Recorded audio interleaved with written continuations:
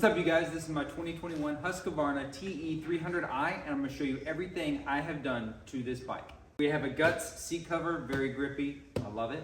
We have handguards, of course, on both sides. We have an FMF gnarly header. We have the FMF muffler on the end.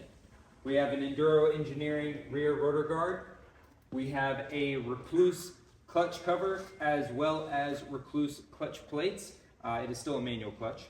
We have Acrobus frame guards, left and right side.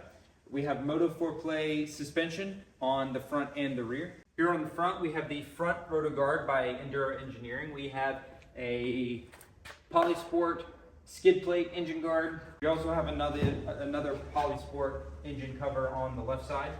We did upgrade the tires. These are the MX-34s.